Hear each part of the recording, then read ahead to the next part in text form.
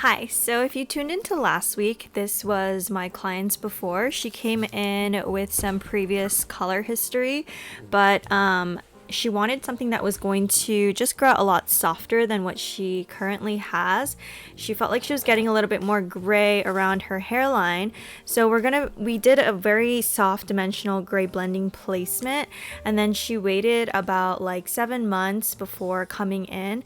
But this is what she left with her first session with me of gray blending. We were trying to just match her natural gray pattern, so we left quite a bit of dimension.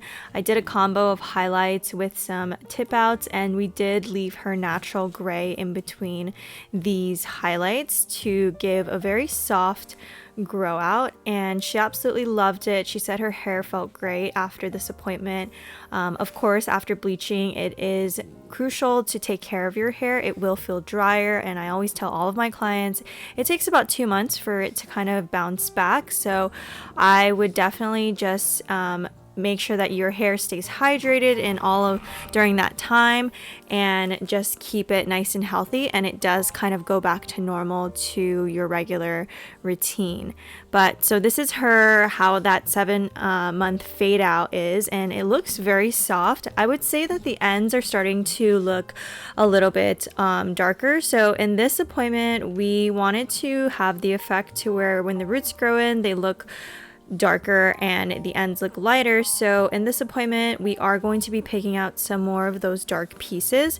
So I'm doing the same placement similar that we did last week, but the opposite of this time is I'm picking up the dark that I left out. So essentially that's going to make the ends a little bit more solid and have the effect to where the roots are darker and more dimensional, and it gradually gets a little bit more solid towards the bottom. And it's great that she waited this long, honestly, because we have more of her natural root to work with. I typically don't like to do low lights, so having her natural base as the dark dimensional pieces at the root and mid area are perfect. So the longer the grow out after the first session, essentially the better the result looks, because we're able to keep more of the natural dimension in that way, and so that it doesn't look too solid. Because if a client came in with this type of color and they came in a little bit too soon, the end result could potentially look a little bit more solid if we were doing this exact same placement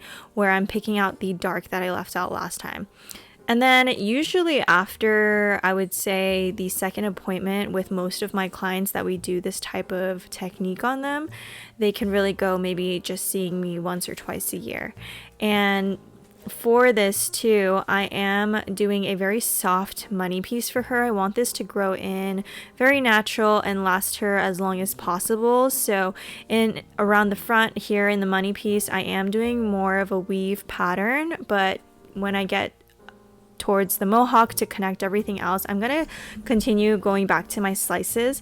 Now, since we're doing slices a second round for this appointment, her third appointment with me might be, depending on how long she waits, might incorporate some weaving, or if she does wait more than 6 months, I might continue to do slices. It just depends on how long the client waits, what it's looking like, and how it's growing out and all of that, and whether or not they actually want to go lighter or they like having more of the dark coming through. So now I'm going in and doing the side. If you didn't catch this placement, you can watch the video that I posted last week. It's very similar. I'm just doing I'm not going to be doing the tip outs with this one, but I am just picking out the dark that I left out her previous appointment. And I typically will do same type of placement on everybody, because it just makes it super easy to retouch and prevent any type of overlapping, which can prevent any type of breakage, and just keep the hair as healthy as possible while still getting it super light to be able to gray blend and fade out to a pretty level to where it does blend with the gray. I would say too, with this placement, since this is her second session with me, I am spacing the slices out a little bit further apart and just trying to pick out any previous highlights. And when I'm doing my slices, I'm making sure that they're super see-through so that I get a really clean lift. And so for her lift, I am lifting her to about a level 9 and 10 for this entire look, and just kind of going through and rinsing as they are ready. So you can see, because she had some previous color on her ends, those ends are lifting a little bit warmer than the root. So the way to kind of even it out at this point is I try to make sure that the hair that is outside the foils are completely isolated from the hair that is highlighted, meaning I'm clipping away all the dark hairs that I left outside the foils as I'm pulling them out right now. And then I'm just kind of pulling through that lightener through the ends, and I might rinse the root and leave some of the ends to keep processing, just to kind of even everything out, because where she has previous color versus where her virgin is, it did lift a little bit warmer, and that's totally normal, just because any color treated hair is going to lift warmer and take a little bit longer to get lighter versus hair that is virgin. So now that I'm going in with her toner, I'm using the Danger Jones gloss toners, and I'm pretty much using the same toner we did last time. It's going to look a little bit different because she has more highlights this time, so the placement is a little bit heavier, I would say, but because of that, it's going to make this toner, even though we used the same one last time, it's going to appear to be lighter because there's less dimension. So if you missed last week's toner, it was 5-1 at the root, and then on those mids and ends, I did my favorite 6-01 with a 9-12, and I'm just going in with my assistant. We're applying it to the root first, and then I apply that toner through the mids and brush it out as I go. And I try to make sure to let the shadow root sit on for at least 10 minutes to get its full processing time.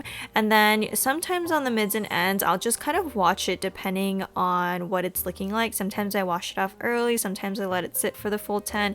It really just depends on how much warmth is in their hair and what look we're trying to achieve. But essentially, I don't want to see any yellow, so typically I'll let this toner sit until we see no more yellow, and then we will wash and rinse with some cold water. How's the color feel so far? Good. Awesome. Very good. Oh yeah. Yeah. Oh yeah. Look at that. Look at that.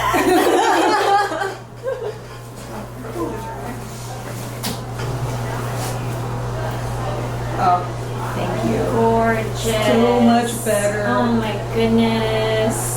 Love. I'm so happy we picked up more of those dark pieces too. Oh my. Oh sorry. Oh, sorry. All right, Jacqueline. Oh Do you want my gosh. Can't even see my roots. Look at that. Yeah, it's Perfect. It's perfect. It's so good. Alrighty, so here is the finished result. I absolutely loved it. I'm so glad we were able to kind of pick out some more of those dark pieces. I know for a fact that this is going to fade out beautiful against her gray, and the fact that she was able to go even 7 months after the first session, I have no doubt that she will go another 7 or maybe even more this time now that it's lightened up a little bit more. But as this fades out, the toner does fade extremely fast, so I always say that you can maintain and control some warmth with purple shampoo. I love the Killer Blonde by Danger Jones, or you can just let it fade out to that pretty blonde that is lifted underneath. Alrighty, that is it for this week's episode. Thank you so much for watching and tuning in, and as always, I will talk to you guys next week.